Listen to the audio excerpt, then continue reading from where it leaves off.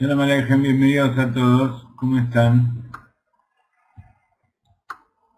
Aquí les pongo el enlace de donde obtener el capítulo 3 del Tanya y así por supuesto pueden obtener todos los capítulos, aquellos que no tienen el libro original.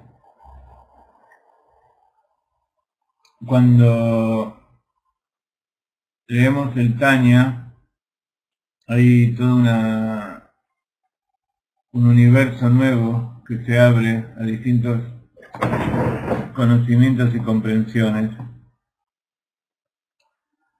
El Rebbe de los Zaken compiló las enseñanzas del Arizal, de Rashbi, de todos los grandes maestros de la Kabbalah y de la Torah, del Hasidut, y nos trajo una nueva forma de ver por supuesto todo en base a las enseñanzas del Baal Shem Tov.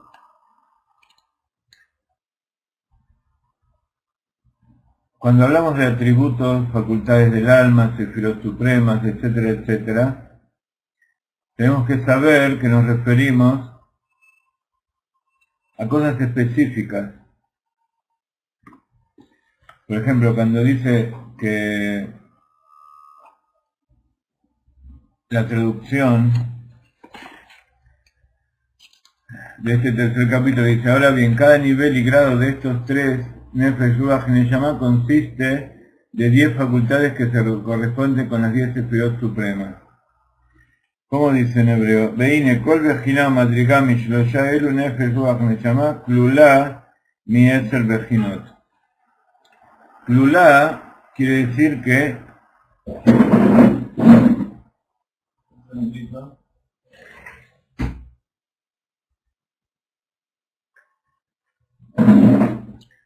Klula no significa que consiste, sino que está comprendida, que tiene, pero en el sentido de que es una forma de expresarse. Tiene 10 facultades para expresarse. No es que el alma está compuesta de 10 partes, sino que son... El alma es algo esencial, es un todo completo, que tiene poderes que Dios le dio para hacer su tarea en este mundo. Entonces, ¿cómo sabemos todo esto? ¿Cómo sabemos qué es lo que nos quiere decir? Por supuesto tenemos que aprender de nuestro maestro, del Rab. Cada uno tiene su Rab, de alguien de quien aprender. Y el Mara Zaken aprendió de Rashbi, del Zohar, del Arizal, de sus propios maestros, del Baal Shem Tov, del Maggid de Mestrich, del Maral de Praga. Y cada uno trajo una nueva forma de ver, una nueva revelación. Y que tiene que ver justamente con la necesidad que tiene cada generación de comprender a Dios de acuerdo al servicio que tiene que hacer. El tema de la Sefirot es algo que está muy nombrado en la Kabbalah.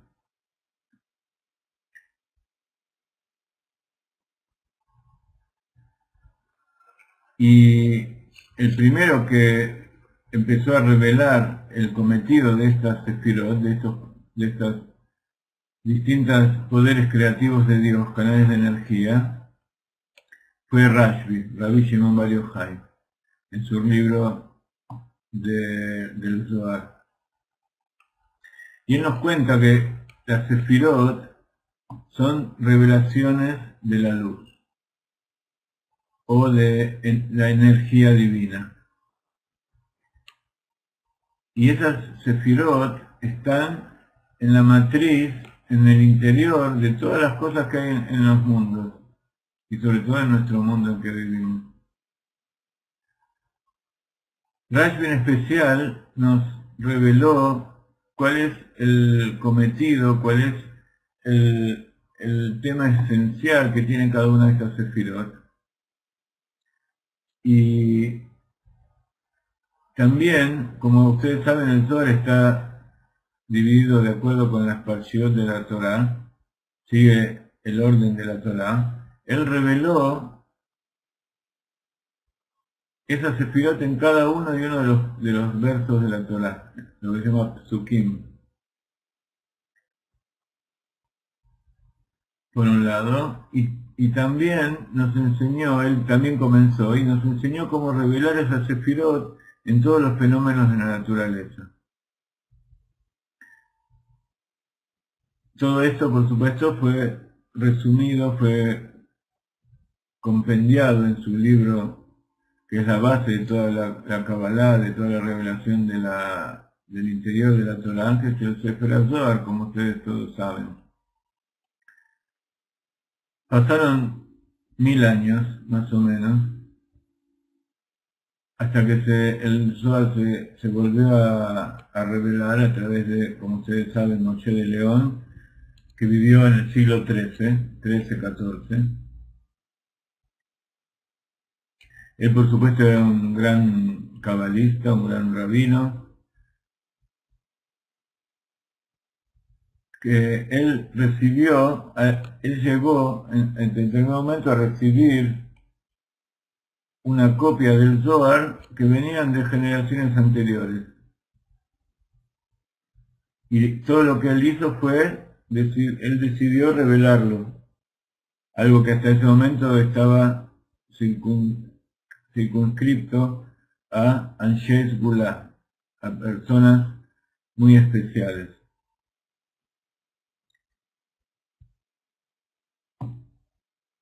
De todas maneras, a pesar de todo el revuelo que hubo en los círculos del judaísmo allí en Europa occidental, en España, cuando Moshe de León descubrió y reveló esto, de todas maneras pasaron varios siglos hasta que vino el Ramak, Rabbi Moshe Cordovero, vino el Arizal, y en el siglo XVI ellos revelaron y transmitieron todas estas enseñanzas de una forma que podía ser, o sea, una forma más revelada todavía, más compendiada, más organizada. Si ustedes leen el Zohar, es toda una serie de cuentos y explicaciones y charlas que está casi todo en arameo. Entonces, por supuesto, es para la gente especializada, pero para entender exactamente qué es lo que quiere decir cada una de esas palabras, hay que saber en qué contexto ellos lo escribieron. Y hay que asociarlo con todos los textos de la Torá revelada, y de la Gemara y del Talmud. Entonces, un verdadero cabalista es aquel que primero estudió todas esas cosas y se hizo experto. Entonces, cuando leyó las palabras del Zohar, las entendió como una señal, como una alusión a cosas que están escritas en los otros libros, en los libros que se escribieron hasta ese momento, ya sea los 5 libros de Moshe, los profetas, las escrituras, las crónicas, después vino la Megillat Esther, la historia de Hanukkah, y después todas las cosas que están escritas en la Gemara, que se llama el Pardes. Entonces ellos tenían un conocimiento muy profundo de todo eso, y los que vinieron después y lo revelaron tenían también conocimiento de todas estas cosas. Y cada uno trajo una nueva forma de ver estas revelaciones y traer una novedad que sirva para la generación en que vivía. Y por supuesto en la época de la Arizal todo esto se empezó a difundir con mayor fuerza en toda Europa, en todo Israel, el norte de África, incluso en la Europa oriental, pero por supuesto siempre dentro de los círculos intelectuales del judaísmo, la gente que se dedicaba en las yeshivot y en los círculos de gente elegida. El Arizal, ¿qué es lo que aportó? El Ramak, Rabbi Moshe Cordovero, como les decía, más que nada compendió toda la información que hubo desde el Zohar hasta su época, unos 13, 14 siglos, y él ordenó todo eso, y en base a ese orden que hizo el Ramak, el Arizal pudo revelar todas sus enseñanzas profundas, que en realidad es la base de toda la Kabbalah que conocemos ahora, incluso del Hasidut. El Hasidut, todas estas cosas que estamos hablando, las podemos encontrar dentro del Arizal. El Arizal reveló las cosas que había en el Zohar, también poniéndose sobre los hombros de todos los sabios anteriores. El Arizal en especial pudo aclarar y profundizar de una manera completamente renovada el estudio del Zohar, como decíamos en especial, y ver la dimensión interior de todos los aspectos de la Torah en general. A través de su especial meditación,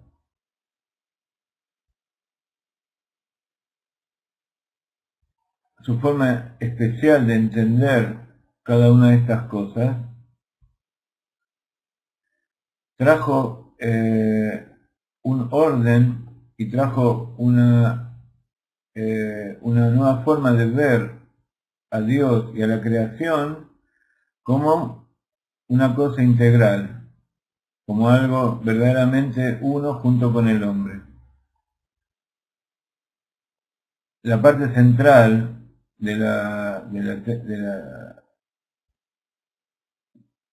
enseñanza del Arizal trae una visión revolucionaria de lo que es la creación del mundo, la creación de todos los mundos, cómo se hizo, cómo llegó a ser toda la realidad que nosotros conocemos.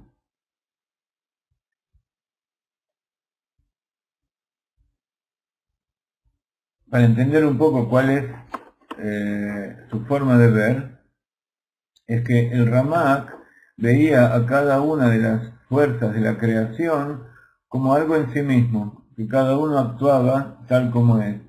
Un poco como nosotros tenemos la imagen de lo que es el Olam HaTov, donde cada una de las fuerzas y de las inclinaciones, de los sentimientos, actúan en forma individual y afectan a la creación al mezclarse y al trabajar, aportar cada uno lo suyo. En cambio, el Arizal nos trajo una visión completamente nueva, donde cada uno de los aspectos de la creación son parte del todo, y que en cada uno de esos aspectos están incluidas todas las demás partes. Y entonces eso lleva a una imagen de lo que es la unidad divina completamente diferente a lo que había hasta ahí en ese momento. Cuando yo les cuento estas cosas, por supuesto lo estamos viendo con la mentalidad nuestra de nuestra época, y con la mentalidad que cada uno de ustedes tiene de acuerdo a donde viven y cómo fueron educados, etcétera, etcétera, sus orígenes. Pero de todas maneras podemos llegar a comprender un poco cómo era la visión de esta gente en aquella época. Entonces, cuando el Arizal recibió esas revelaciones de su maestro espiritual y se la transmitió a sus alumnos, por supuesto sus alumnos no eran gente simple, eran como los alumnos de Rashbi, los alumnos de Rabbi Akiva, eran grandes sabios de la Torah en sí mismos, eran grandes talmudistas, grandes sabios. Y entonces él simplemente tomó todo eso que ellos ya sabían y les dio un enfoque más profundo. Entonces de esa manera las fuerzas de la naturaleza, las almas, los objetos materiales empezaron a formar parte de un todo interactivo donde uno depende del otro y uno no puede existir si el otro no está.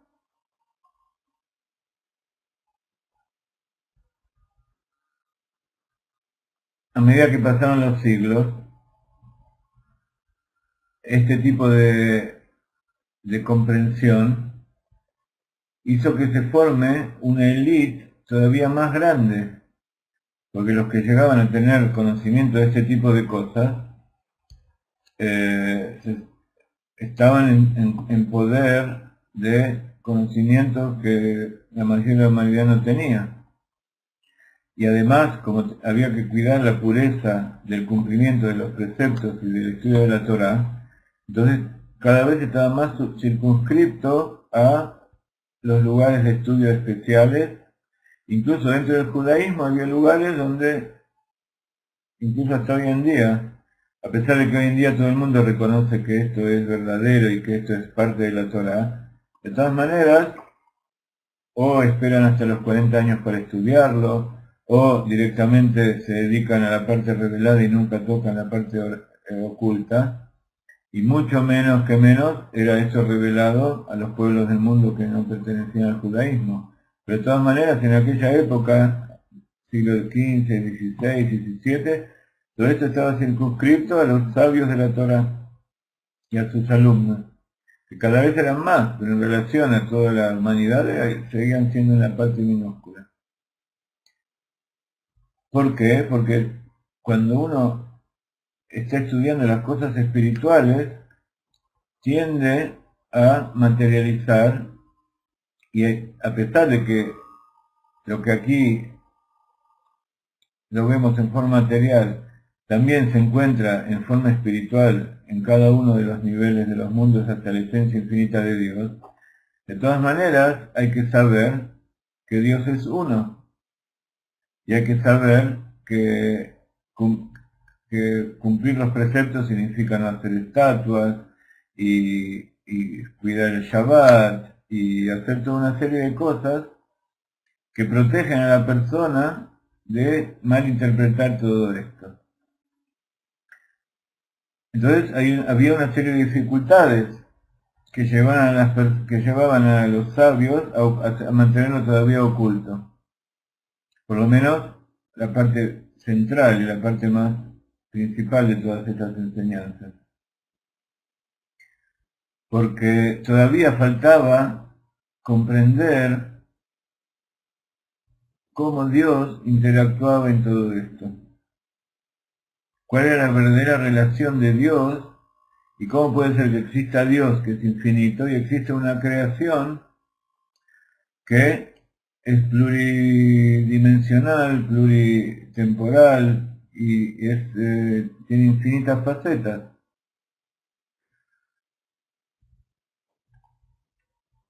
Hasta que vino el Baal Shem Tov.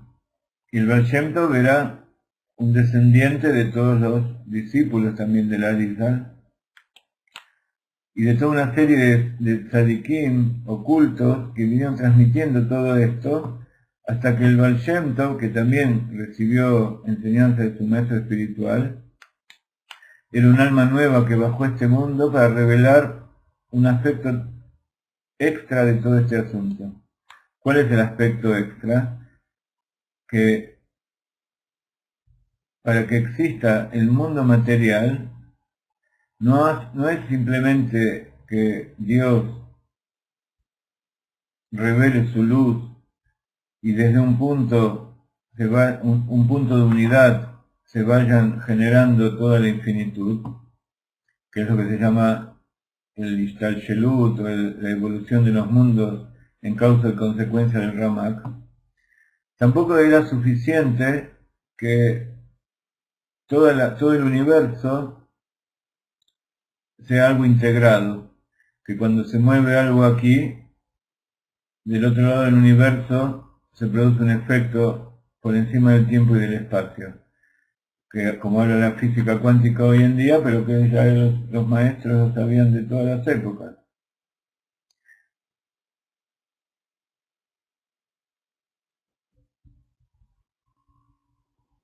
Entonces, cómo se creó el universo, todo ese tipo de cosas, todavía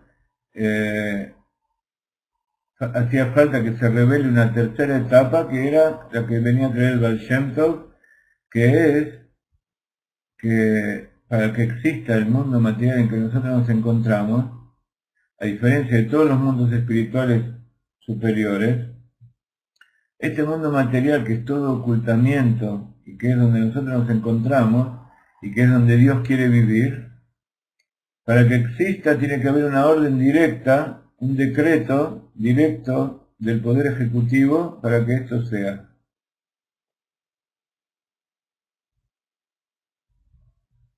Entonces, todos los mundos espirituales se pueden crear a través de toda la burocracia gubernamental, digamos. Desde el presidente, los ministros, los secretarios, los empleados, todas las facetas de la creación y del manejo de los mundos.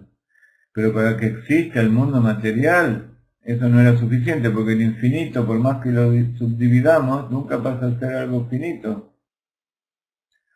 Entonces hacía falta un decreto directo de arriba, que eso es lo que se llama que la presencia divina de Dios baja hasta abajo para revelarse aquí en este mundo material.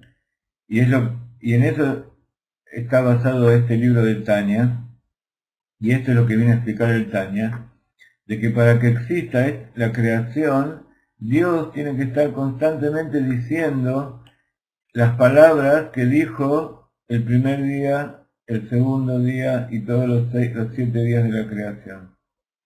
Él constantemente las está diciendo.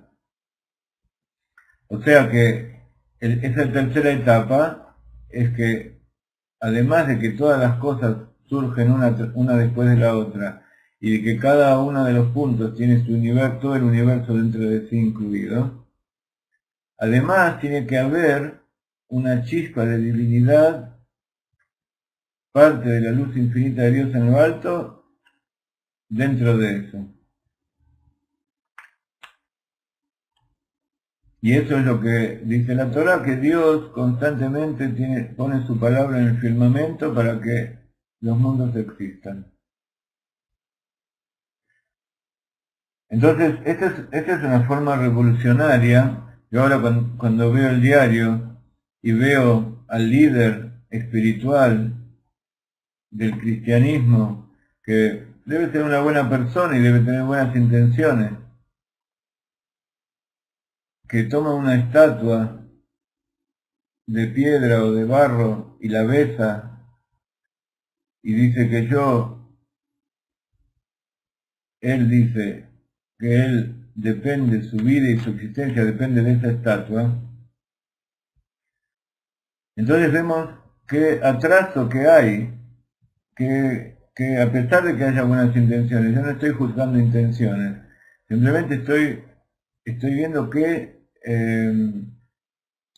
lejos está la humanidad, qué tan lejos y tan cerca, así es como explica el Tanya.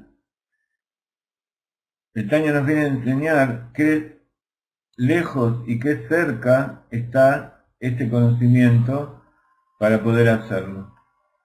Y entonces lo principal es la acción. Entonces, cuando toda esta gente que utiliza todo este poder y el poder de movilizar a millones y millones de personas lo utilice para traer la verdad, entonces en ese momento se va a producir que va a venir el Mashiach.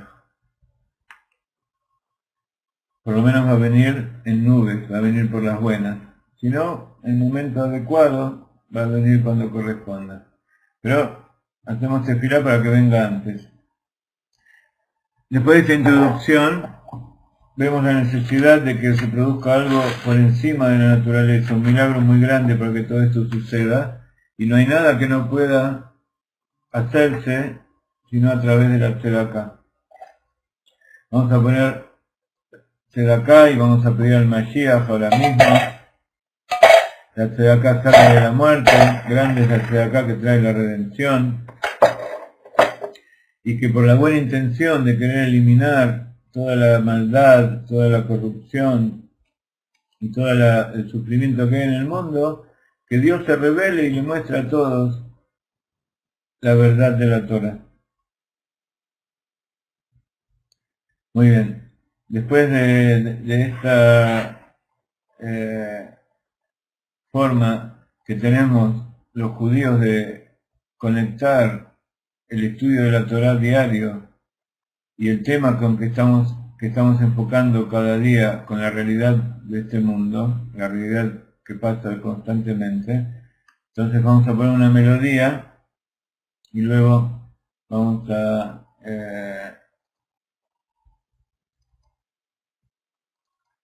seguir con nuestra clase del Tanya.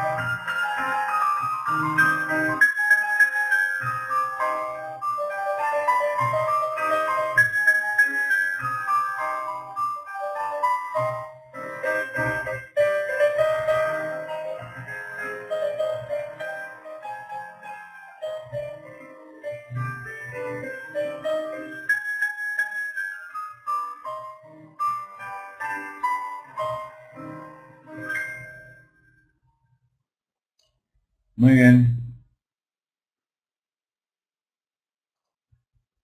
Entonces, vamos a terminar esta clase del capítulo 3. Como ustedes saben, el primer capítulo el Rebbe plantea el tema del alma, que el hombre tiene un alma y tiene un cuerpo, y dentro del alma está el alma divina y el alma animal.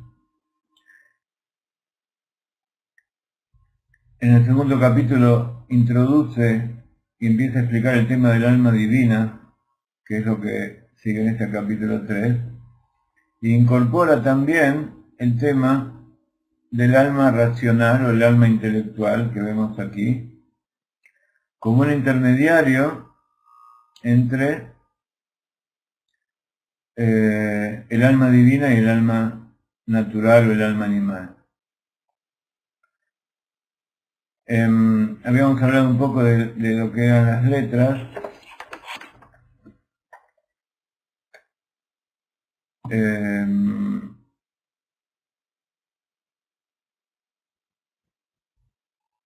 Por supuesto, las 10 facultades se refieren a la expansión o la transmisión de las 10 sefirot supremas de Atzilut en los mundos creados, como formas de creación, canales de creación de energía.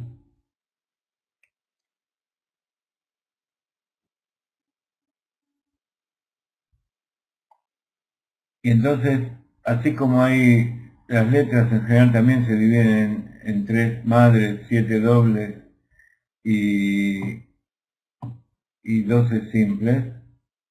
Las sefirot también se dividen en 3 madres, que están acá en el origen, y 7 dobles. Ya habíamos hablado de las 3 madres, que son el intelecto, que tiene que ver con Jochma, Binah y Da'at. Y las dobles, habíamos dicho que son las emociones del corazón, desde Gesed hasta el Manjut.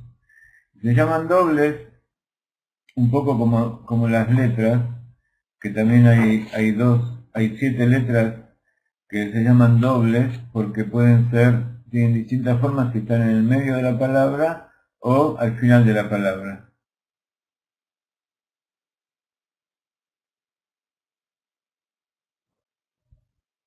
Perdón, esas son las 5 que tienen que ver con los lugares de la boca que dan origen a la fónico, a las letras. Las 7 dobles son Bet, Gimel, Dalet, Haf, Pei, Reish, Tav. ¿Por qué se llaman dobles estas letras? Porque son 7 letras que cuando uno escribe se puede poner un puntito, se llama el dagesh, la acentuación. Vieron que en castellano el acento nosotros lo ponemos en las vocales, A, E, I, O, U. En hebreo, estas 22 letras no son vocales, sino que son todas consonantes. Las vocales son los puntitos que conocemos, camas, patas, que dan la forma vocal de cada consonante. Pero además hay una acentuación. Entonces estas 7 son las que llevan acentuación. Ahora la acentuación en hebreo tiene que ver con 2 asuntos. Uno, que se pronuncia más fuerte,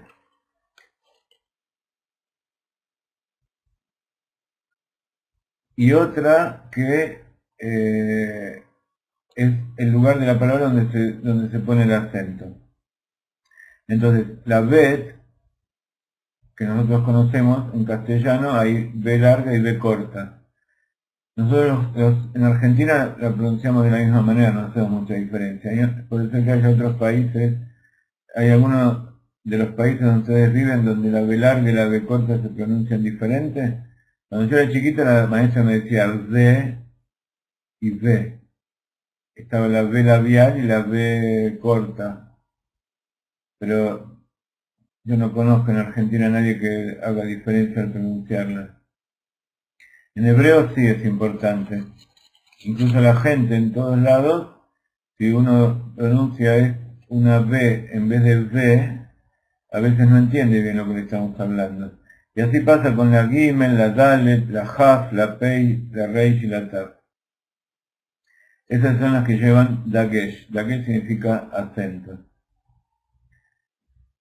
En el tema que nosotros estamos hablando, con respecto a las 7 sefirot emocionales, significa que también tienen dos aspectos, que puede ser del alma animal o puede ser del alma divina. O dicho de otra manera, puede ser del lado de la santidad o puede ser del lado de lo opuesto. Entonces, así, la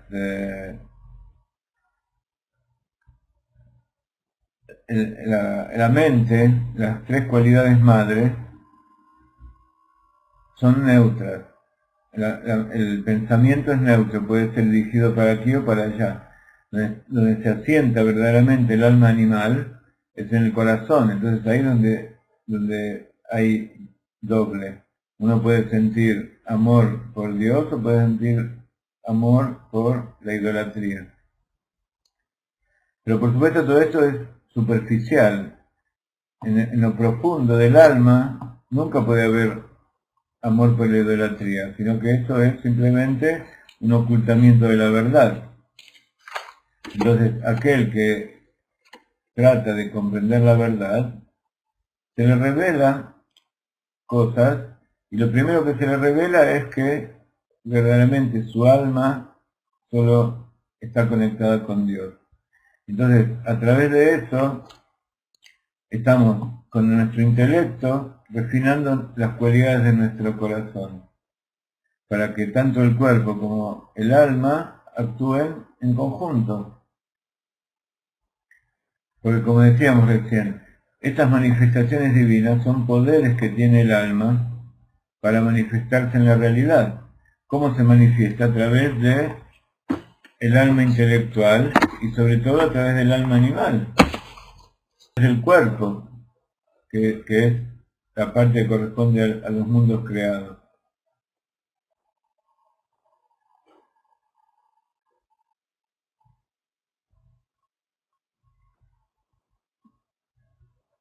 En cambio, la mente es el asiento del alma divina. Entonces la mente naturalmente va hacia lo bueno. En cambio los sentimientos pueden ir para aquí o para allá.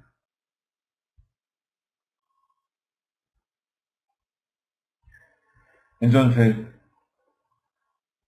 cada uno de lo que se llaman las midot. Midot viene de la palabra midá. Midá quiere decir atributo. Es más o menos como la palabra en castellano, medida.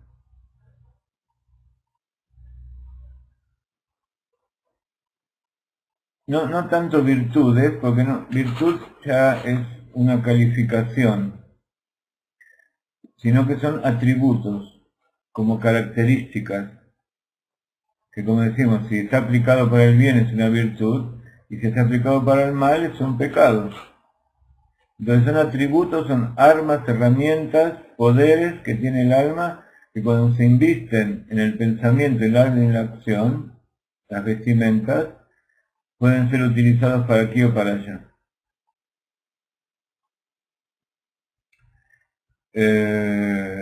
Entonces, para entender esto, hay que adelantar algo que vamos a estudiar después en el Tania, que es lo que se llama el proceso de maduración. En un principio, todas estas cualidades actúan en forma natural.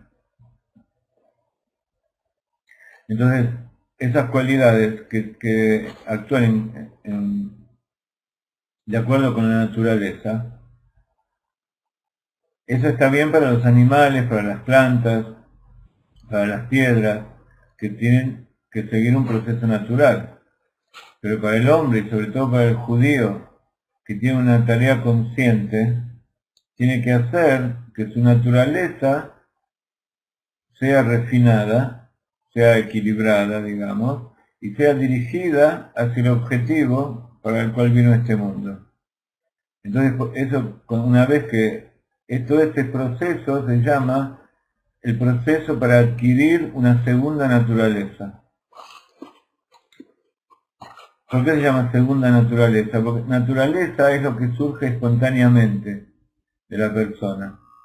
Entonces, así como vemos todos los bebés, incluso los niños más que van creciendo, muchas veces, espontáneamente ellos no tienen la intención de beneficiar al otro, de ayudar a los demás, de trabajar en conjunto, sino que una mente inmadura, incluso de una persona físicamente adulta, actúa de acuerdo a sus propios impulsos y a sus propios intereses y quiere ser el que domina, como está representado por los siete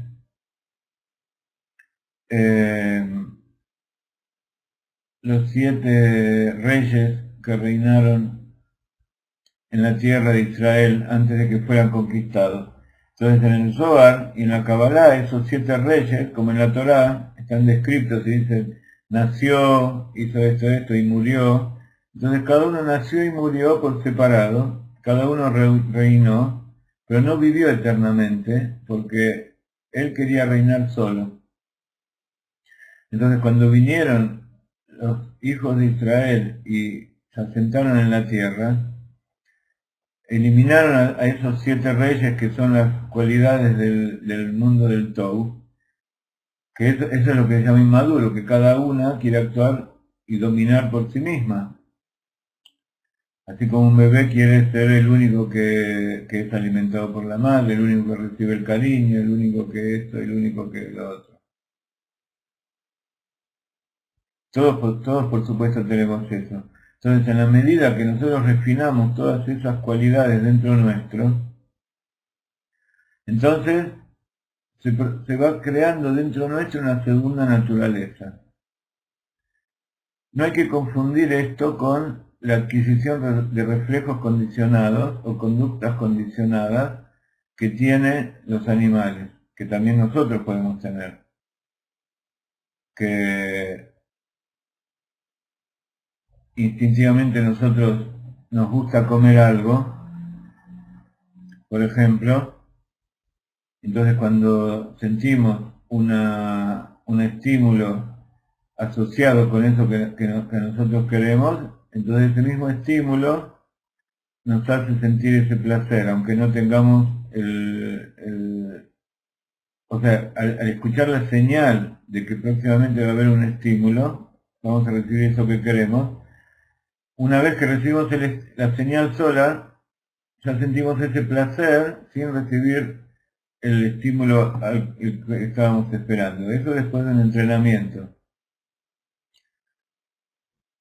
Entonces, esa es la forma de dominar el alma animal, nuestra propia alma. Pero eso sería nada más que un sometimiento. En los animales no le estamos cambiando su naturaleza, sino que estamos dominándola, estamos manejándola, pero él sigue con su propia naturaleza y sus propios instintos. Solo que se los estamos condicionando. En cambio, el ser humano, como decimos siempre los judíos y aquellos que cumplen los 7 preceptos, que son llamados los Hasidei Umot Haolam, los justos de las naciones del mundo, tienen la capacidad de ir en contra de sus propios instintos. Entonces, incluso si uno no recibe algo que está queriendo, pero en su interior siente que el otro lo necesita más que uno, por ejemplo, entonces es capaz de ir en contra de su propia naturaleza y darle, por ejemplo, a alguien, están en el desierto y darle el agua que él tiene a la otra persona para que él viva y uno no. Eso es algo que un animal nunca lo va a hacer. ¿Sí? Por eso incluso a veces hay que enseñarle al ser humano que cuando, así dice la halajá, si hay 2 personas que van por el desierto y el agua, yo tengo agua y el otro no, tengo que tomar yo el agua para poder seguir caminando e ir a buscar ayuda, y entonces después traer ayuda al otro. Pero si yo le doy al otro que se está muriendo, nos vamos a morir los dos. Es lo mismo que pasa en el avión, que le enseñan a la madre, que la madre instintivamente le va a poner la mascarilla de oxígeno al hijo, o el salvavidas. Sin embargo, le dicen, no, primero te lo pones vos, porque si vos estás bien y podés respirar y te podés salvar, podés ayudar a tu hijo. Él solo no se va a poder ayudar. Bueno, etcétera, etcétera. Entonces, los seres humanos tenemos la capacidad de ir en contra de nuestra naturaleza. ¿Por qué? Porque tenemos principios que están por encima del instinto. Hay algunos principios que son lógicos, como no robar, no matar, etcétera, etcétera. Pero hay otros principios que están por encima del entendimiento. Y esos son los más difíciles de comprender y de cumplir. Y entonces cuando uno estudia la Torá y empieza a tomar decisiones y tener sentimientos y tener formas, mentalidades que tienen que ver con preceptos que Dios nos da en la Torá, porque nosotros creemos en la Torá, creemos en Dios y creemos en Moshe y en los sabios que nos transmiten todo eso. Entonces, a veces hacemos cosas que para la gente normal que nos rodea pueden parecer extrañas. ¿Ok? Entonces, no solamente que por fuera hacemos cosas extrañas, sino que incluso lo sentimos dentro nuestro que tiene que ser así. Y entonces nuestra mente actúa en consecuencia. Eso se llama la segunda naturaleza. ¿Y cómo se adquiere esa segunda naturaleza? Es la naturaleza del alma divina, que se transmite al alma animal a través del alma intelectual.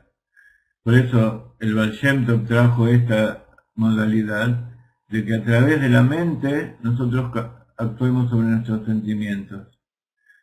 Entonces lo que tenemos que hacer, primero que todo, porque constantemente lo que hablamos es que tenemos que refinar nuestras cualidades. Pero si nosotros usamos el criterio que acabamos de decir, que nuestra alma divina es el adulto y nuestra alma animal es el inmaduro, ¿cómo hacemos para que el alma animal se madure?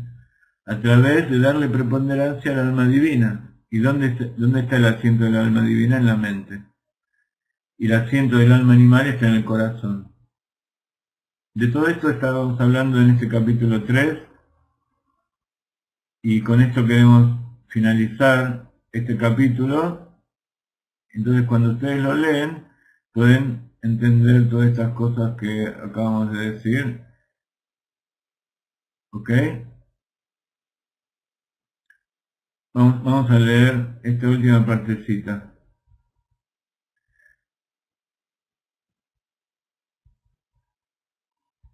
Entonces, así como la mente da origen a las cualidades. Bueno, entonces, ¿cuál es la conclusión? Que tenemos que cambiar nuestra mentalidad. A través de nuestro razonamiento y nuestra meditación podemos influir sobre nuestras cualidades. Y como nosotros sabemos, tenemos el pensamiento, el habla y la acción. Entonces, ¿cómo hacemos para cambiar? El habla representa las cualidades del corazón. Como está dicho, Liba Bepuma Galia. El corazón se revela en la boca. Entonces está la acción y está el pensamiento. Entonces a veces tenemos que hacer cosas aunque no las sintamos, porque la acción, cuando llevamos a la práctica formas concretas de lo que nosotros pensamos, entonces lo llegamos a comprender. Entonces, ese Da'at, que es la conexión entre la mente y el corazón, el Dat inferior nos lleva a hacer cosas que a veces no sentimos. Muchas veces decíamos el concepto de comprar, acá en Israel, si ustedes van a un supermercado, hay toda una góndola, a veces de 10, 15, 20 metros de largo, y con muchas estanterías, una góndola refrigerada, con todo tipo de productos lácteos, distintas marcas y todo tipo de calidades, dietéticos y no dietéticos, diferentes gustos, con fruta, sin fruta, descremado, con sabores, salado, dulce. Entonces hay un montón de ofertas de distintos productos que en realidad son los mismos. Entonces, de acuerdo con nuestro pensamiento, nosotros decidimos que eso es lo mejor. Pero quién sabe, ese producto dietético y sin azúcar y que es tan sano, nuestros sentimientos no lo quieren. Entonces hay que tomar el que nuestra mente decidió, porque sabemos que eso es bueno, y a medida que vamos haciéndolo cada vez más y nos sentimos mejor, entonces el cuerpo va recibiendo ese placer por las cosas buenas que fue infundido por la mente. ¿Entienden cómo es el trabajo de meditación para cambiar los sentimientos? Y así pasa con las personas también. ¿Cómo yo puedo amar a alguien? A alguien que normalmente yo tendría que odiar. A través de que yo hago algo por esa persona. Y entonces, incluso si no me dan, si no me lo reconocen, si me lo reconocen posiblemente más, al principio, cuando uno está inmaduro, necesita el reconocimiento de las buenas acciones que uno hizo. Pero con el tiempo, a medida que uno va madurando y va cambiando esa naturaleza, la misma buena acción que uno hace, de saber que está mejorando el mundo y que está haciendo un mundo mejor y revelando a Dios en este mundo, a pesar de que no se lo reconozca, por eso es importante las acciones que uno hace de forma secreta. Hay cosas que uno tiene que hacer en público para que la gente aprenda cómo hay que comportarse. Pero de todas maneras, cada uno tiene que tener acciones secretas de bondad que uno hace simplemente por sentirse bien por dentro. Y eso es del alma divina. Entonces, no es que una cosa esté bien o otra cosa esté mal, sino que es importante la intención con la cual uno lo hace. Entonces, hay cosas que uno las tiene que hacer en público, y hay cosas que uno las hace en privado y recibe esa satisfacción que no es ningún pago, no es ninguna recompensa, no es nada, sino que es simplemente el amor incondicional. Pero por supuesto, el amor incondicional es algo que en general es una segunda naturaleza que hay que ir formando y sobre la cual todos tenemos que trabajar. Lo mismo pasa con la música. Cuando uno vive en una sociedad donde se escucha música superficial y música que es simplemente para darle dinero a los compositores, a las discográficas, a la radio, a la televisión, entonces uno se acostumbra. Y sobre todo esa música que aturde y que no te deja pensar. Pero cuando uno va aprendiendo y le explican a uno lo que es cada música, de dónde surgió, quién la compuso, desde qué lado del alma llega, desde qué es lo que significa cada una de esas cosas, entonces empieza a tomar amor por otro tipo de música. Vamos a ver qué les parece esta.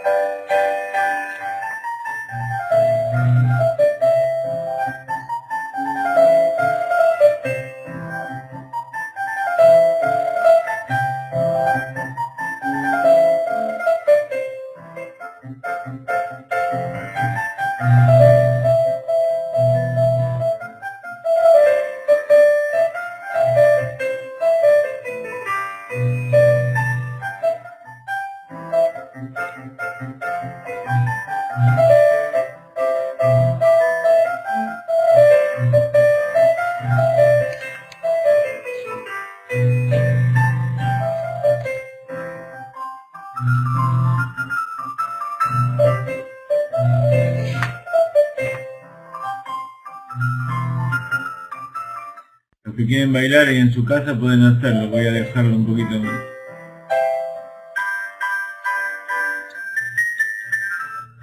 Con todas melodías del rap.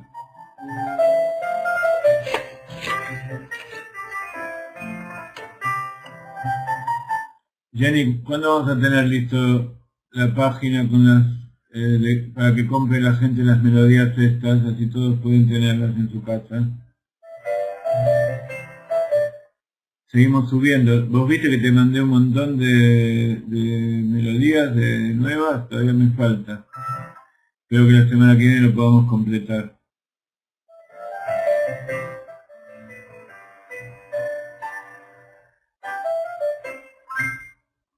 Muy bien.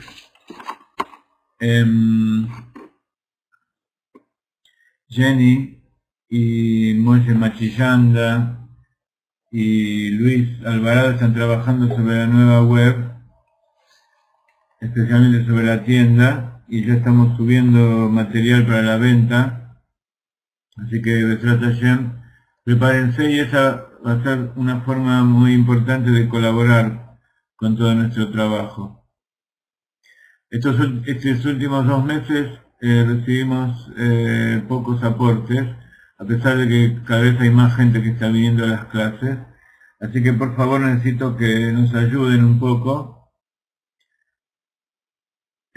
colaborando a través de PayPal, a través de Western Union, a través del aporte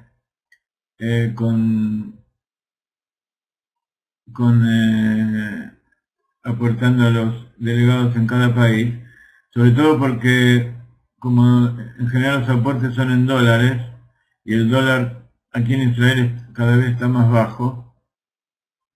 Hubo un momento hace unos años estaba a 5 shekels, ahora está a 3,5, 3,50, 3,60, así que el mismo dinero que ustedes enviaban ahora vale un 30% menos, aparte del aumento de todos los productos.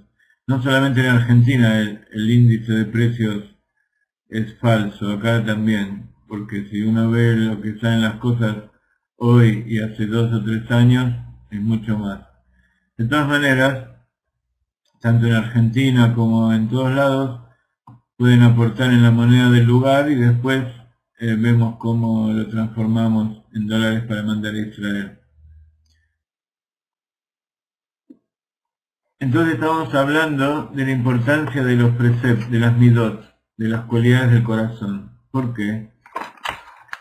Estas 6 cualidades del corazón, su raíz están, como decíamos, en las 6 sefirot superiores.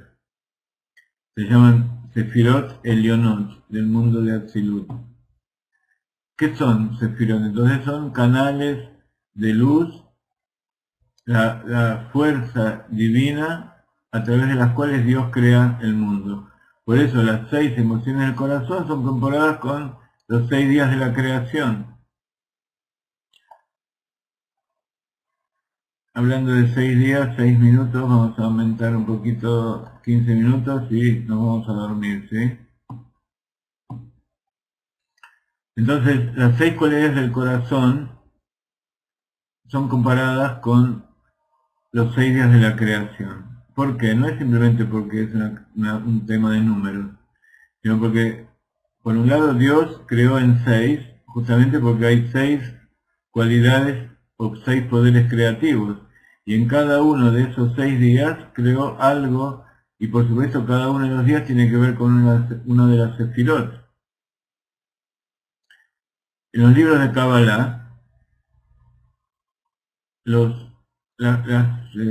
las cualidades del corazón son llamadas Yomim y Laim, los Yomim Elionim, o sea, los días supremos. Utilizando esta comparación, esta akbalá de los días de la creación de Dios con las cualidades. ¿Por qué? Porque esta comparación entre los 6 días de la creación y las 6 cualidades del corazón, o midot, o atributos, Dios pasó de crear y de pensar, crear en el sentido potencial, de pensar y de dirigirse hacia él mismo, pasó a construir mundos exteriores. Y eso es lo que nosotros llamamos creación, sacar algo que tenemos dentro hacia afuera. Por eso también se compara con la luz. Y por eso también esos sentimientos tienen que ver más que nada con el prójimo. Cuando son dirigidos hacia uno mismo, uno se encierra dentro de uno mismo y es lo que llamamos egoísmo. En Dios no lo podemos llamar egoísmo, que se encierre dentro de sí mismo. Simplemente que esté en un estado previo a la creación. El ser humano cuando se encierra dentro de sí mismo hasta puede llegar a ser patológico. Porque el ser humano fue creado a imagen y semejanza. Entonces, uno puede llegar a suponer que hay estados de Dios entre la creación de un universo y otro universo, entre una creación y otra creación, en que Él está consigo mismo, ocupado de lo que Él quiera. Pero el mundo en que nosotros vivimos es un mundo que tiene que ver con ese estado de Dios en que Él quiso expresarse hacia afuera. Entonces, tenemos que tener nuestra introspección, pero incluso esa introspección es para comunicarnos con el prójimo. Incluso el prójimo puede ser Dios. Incluso el prójimo puede ser lo que generalmente no se llama algo próximo. ¿Qué significa esto?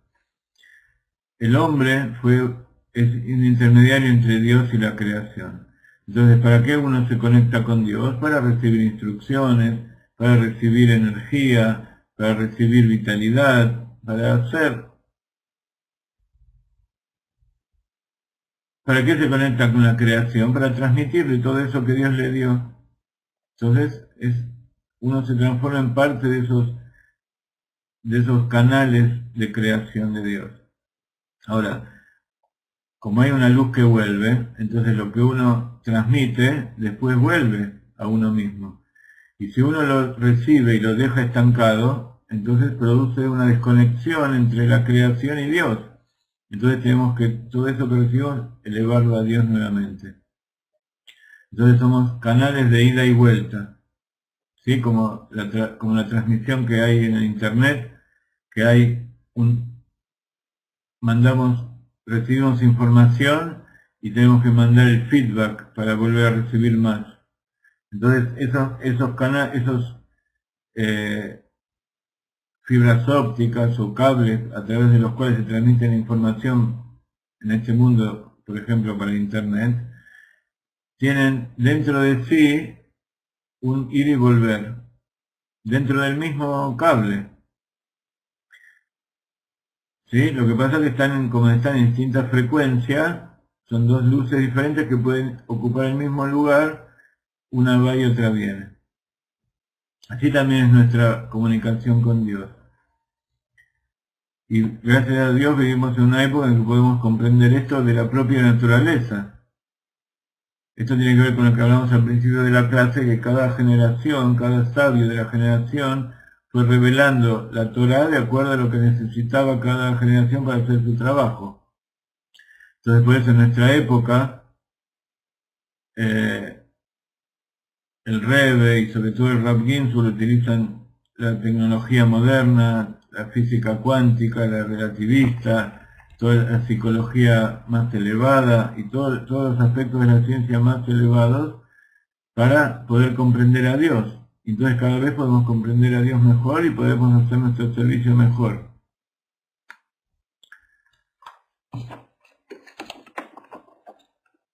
Entonces, a pesar de que tenemos que tener nuestros momentos de introspección, esos momentos tienen que ser muy cortos, porque la forma que Dios creó este mundo en el que nosotros vivimos es a través de expresarse. A través de expresarse en las distintas formas, no solamente con la palabra. Expresar todo lo que tenemos adentro, porque la expresión es una forma de crear. Y sobre todo cuando esa expresión produce un efecto material en este mundo. Entonces por eso los cabalistas llamaron las emociones del corazón los días de la creación. Los días en que Dios salió de su introspección, salió de su esencia y construyó los mundos exteriores, construyó los mundos de la persona que tenemos a nuestro lado, del prójimo, y hacia los cuales las cualidades del corazón se relacionan. Bueno, tenemos muchas cosas que hablar sobre este asunto. Vamos a seguir. Ustedes saben que en otras épocas ya dimos estas clases, estos primeros capítulos del Tanya, pero cada uno de los capítulos llevaba muchas clases. Entonces, aquellos que quieren escuchar de nuevo aquellas clases, ver las grabaciones, pueden escribirnos y se las mandamos. Dentro de poco espero que Jenny acepte ponerlas a la venta en la web. Entonces, en esta nueva etapa vamos a dedicar 2 o 3 clases a cada una de estos capítulos del Tanya, que por supuesto, como ustedes ven, tienen una fuente inagotable de explicaciones y revelaciones. Así que les propongo, después de esto que acabamos de hacer, que para la próxima clase vayan leyendo el capítulo 4, que a pesar de que está en castellano y a pesar de que puede ser que la entiendan en profundidad, de todas maneras ya tienen, lo que estamos haciendo acá aparte es transmitirles una forma de comprender, una forma de saber hacia dónde está dirigido todo esto. ¿Ok? Entonces, por ahora nos despedimos. Como nos quedan 12 minutos, si alguno de ustedes tienen preguntas o tienen alguna cuestión que plantear, ya sea con respecto a esto que estamos hablando o cualquier otro asunto, vamos a dedicar estos 12 minutos que quedan a chatear un poco, a contestar algunas preguntas y a escuchar música mientras tanto. Sí, Esther, dime.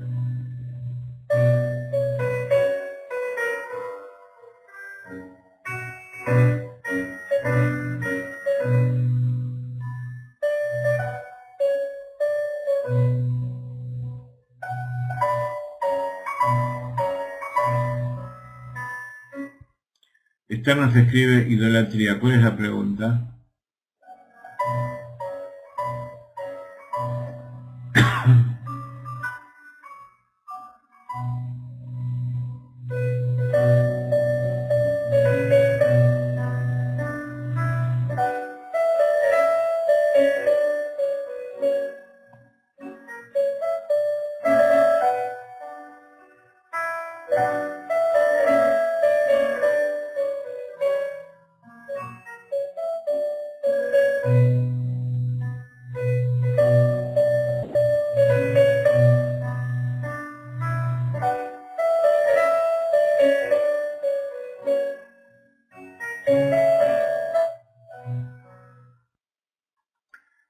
Para contestar tu pregunta,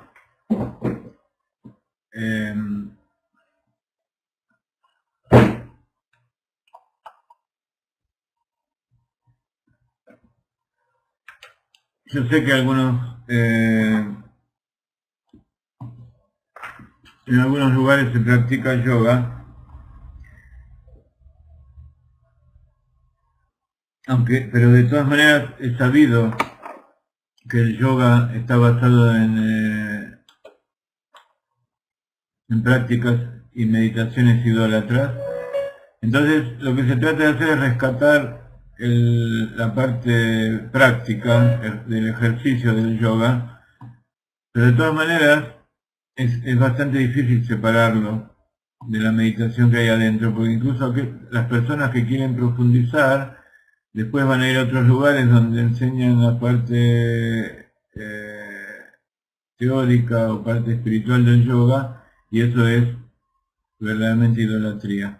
Entonces el Rav Ginsburg dijo que no hay que practicar esas cosas, ni siquiera su parte exterior. Y todo eso hasta que no sea refinado, hasta que no sea depurado, porque es sabido que todo tiene una parte buena, si no, no puede existir. Entonces el Rav Ginsburg dijo que hasta que no esté refinado, por supuesto el Rebbe de Lubavitch nunca aceptó ese tipo de prácticas, ni las hizo él, ni nunca las recomendó, y nunca le dijo que sí a cualquiera que haya preguntado sobre esto. Pero a veces algunos sheliach, algunas personas, no solamente de Chabad, en otros lados, quieren atraer gente y quieren traer gente hacia la Torah, entonces aplican algunos métodos que pueden llegar a ser conectados con la idolatría.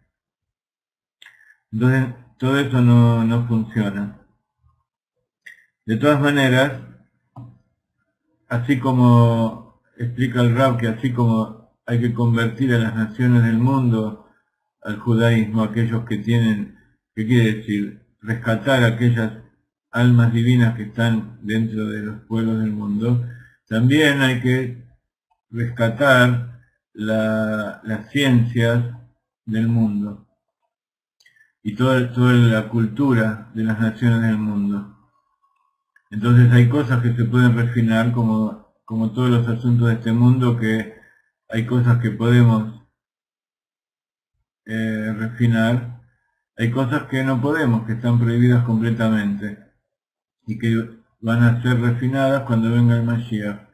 Entonces, para profundizar un poco más en esto, les recomiendo ver este enlace donde habla de la Universidad de la Torá, y arriba de todo van a ver un enlace que dice ideas generales. Si entran en ideas generales, ahí van a ver acerca de la conversión de la sabiduría de las naciones y cómo es el proceso de depuración, etcétera, etcétera. Incluso Shlomo Amelech, que él se ocupaba específicamente de hacer esto, que él iba por todo el mundo a aprender toda la sabiduría de todos los pueblos, al final de sus días él cayó. La mayor parte de los pecados y de la caída de Shlomo Amelech fue justamente por conectarse con las sabidurías de las naciones del mundo, a pesar de que era el hombre más inteligente de todos. El Ish Ahajam Mikol Adam, era el más sabio de todas las personas. Entonces por eso tuvo 1000 mujeres, y cada una de esas mujeres no eran simplemente mujeres de los pueblos, sino que eran las princesas de todos los pueblos. Entonces él, a través de eso quiso refinar y depurar a todos los pueblos del mundo, y trajo toda la sabiduría, y como contamos muchas veces, él se conectó con fuerzas espirituales y con los fantasmas y con animales, y sabía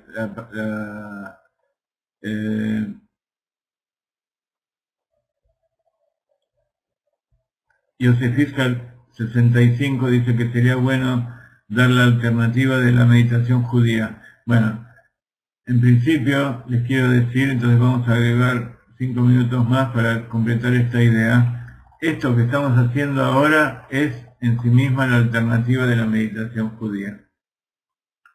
¿Por qué? Porque Itbonenut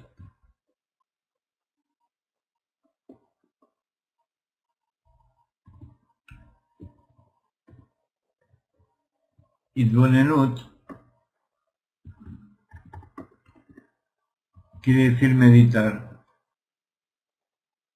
Y como ustedes ven, viene de la raíz Binah, quiere decir utilizar nuestro entendimiento. Entonces meditar para el judío no es vaciar la mente y empezar a subir por mundos espirituales, que eso es para la gente que tiene dominio, sino que es utilizar nuestra mente y meditar en las cosas que nos enseñan nuestros sabios, en la Torá revelada, en la Torá escrita, y en aquellas cosas que nos pueden refinar el intelecto, que nos pueden refinar la mente, y entonces sí, a partir de eso empezar a entrar en mundos espirituales, y empezar a entrar en nuestro inconsciente para ver las cosas que están allí. Entonces, el judío hace Itbonenut todos los días cuando toma su libro el Sidur para hacer tefilá, hace Itbonenut cuando agarra su libro de Teilim para rezar los Teilim. Eso es meditar, pero nunca vaciando la mente, porque al vaciar la mente, dicen los sabios que es como cuando Yosef fue tirado al pozo. Dice, no era un pozo vacío, sino que en ese pozo había serpientes y escorpiones. Entonces, no existe el vacío en la creación. Entonces, hay distintos niveles de meditación con los rezos, del sidur, en las palabras, en las letras, en los conceptos. Ustedes saben que la meditación del sidur está dividido en 4 partes, y cada una de esas partes es un mundo. Los korbanot al principio son el mundo de Asiá, después con las alabanzas, después las alabanzas que son más que nada Teilim de salmos, tienen que ver con los sentimientos, las emociones, que es el mundo de Yetzirah. Después, hasta cuando uno dice el Shema, y todos los versos que están alrededor tienen que ver con el mundo de Briah, que es la mente, y después la plegaria de Shemona Esrei, la plegaria silenciosa que uno está parado, es Atzilut. Entonces hay un montón de formas de meditar y ver cómo es la plegaria. Eso es algo que hacemos todos los días. Eso es meditar. Y esa es la alternativa que todos ustedes conocen, ya siempre hablamos de todas estas cosas. Para aquellos que además quieren, cuando ustedes toman una página de Torah, cualquiera de nuestras páginas de nuestro web, la leen y tratan de entenderlo, están meditando. Sobre todo si hacen la respiración de Hedva, entonces para eso no es necesario, pero pueden, ahí tenemos toda una página que habla sobre la meditación, que ahora les voy a dar el enlace.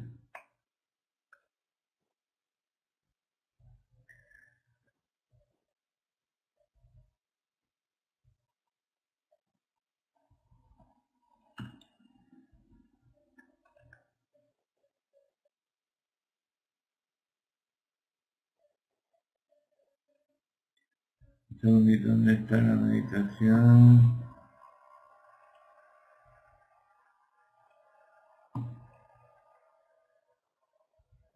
Tenemos montones de temas, aquí está.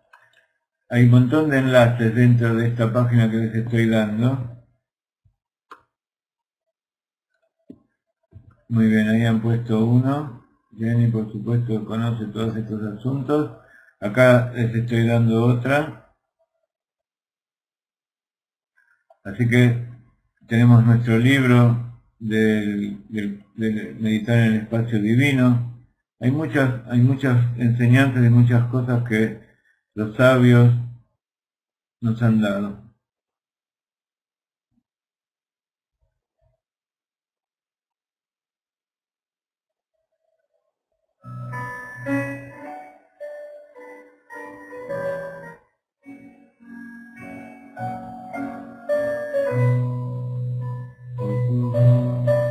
Entonces, cuando uno medita en las fuentes correctas, uno sabe que está libre de idolatría.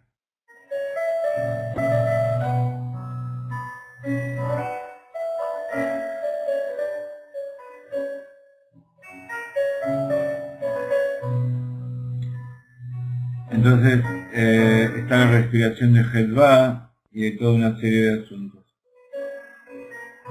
Bueno, gracias a todos ustedes, Josefisca, gracias, Marina, y a todos, Ana, Sarita, Mari, Jaime, Esther, todos nuestros amigos, Esperanza, Marí, ¿quién es Marí? Hanna, Trini, Alberto, Albitsu, Jenny, Israel, Ishak, todos los amigos que están aquí. Maribel, muy bien.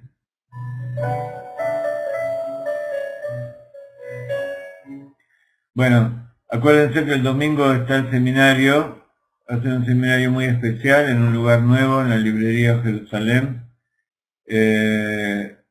Avisen a todos para que participen. Vamos a tratar de hacer la transmisión en directo. Y vayan inscribiéndose en www.wiziq para tener su cuenta, aquellos que no la tienen, para poder participar de las nuevas clases que vamos a dar, que van a tener que ser con inscripción.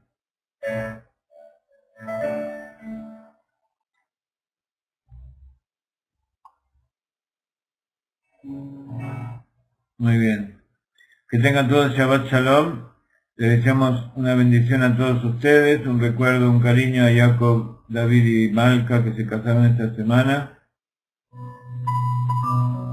Todavía están en la semana de Sheva Brajot, así que compartimos su felicidad.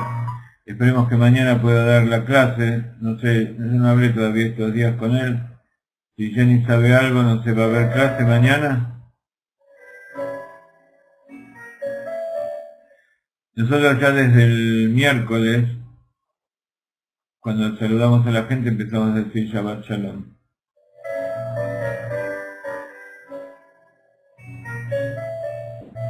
Cuando termina Shabbat decimos Shavuot Tov, buena semana. Y después, una vez que llega el miércoles, ya es el día que está más cerca del próximo Shabbat que del anterior.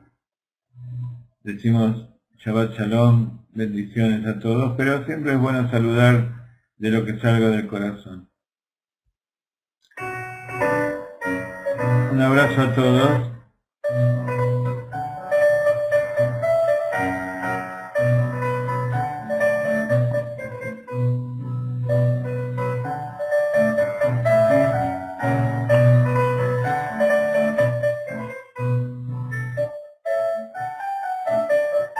Cuesta despedirse, pero nos vamos a despedir. Laila Tov, Shabbat Shalom, que escuchemos buenas noticias de todos y cada uno de ustedes, que todos tengan mucha salud, largos años de felicidad, familia, hijos, dinero, y que algo que falta mucho en nuestras épocas, que tengamos buenos líderes en cada uno de los países, en cada una de las comunidades, y sobre todo que tengamos al líder verdadero, que Akadosh Baruj Hu, nuestro líder, mande al Mashiach, y así podemos ver la revelación infinita de Dios en este mundo material. Bendiciones de la tierra de Israel para todos.